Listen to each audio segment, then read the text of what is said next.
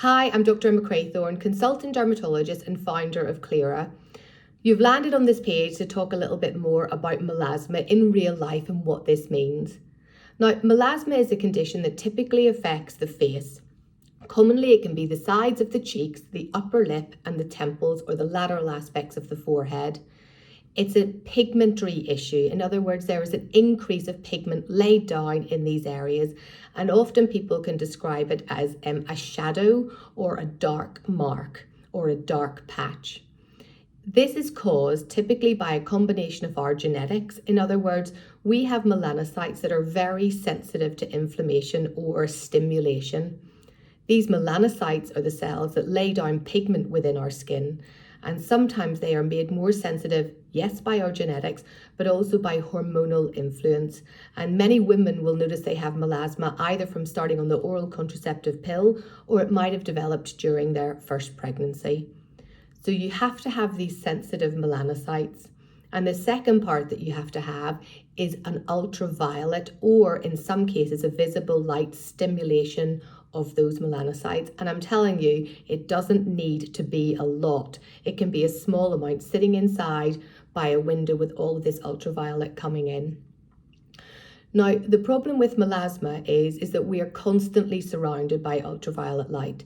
So the first and most important thing that anyone must do is find the right sun protection that suits them. In these cases, I don't even refer to it as a sun protection. I say this is your radiation screen, because you need to protect against ultraviolet A, ultraviolet B, and ideally infrared and visible light, particularly the high energy visible light. And that's particularly important for darker skin tones, because they are much more influenced by infrared and high visible light in terms of melasma. That is the most important thing to do. There's absolutely no point going on and investing your time in other treatments if you don't get that step right. The second step is a treatment that you typically need to put on every single day. And we know that there are powerful gold standard ingredients that have been stood up to robust clinical trials and multiple systematic reviews that are actually effective in treating melasma for the long term. A lot of these, unfortunately, are not available over the counter, and you need to come and see a dermatologist in a dermatologist office for that to happen.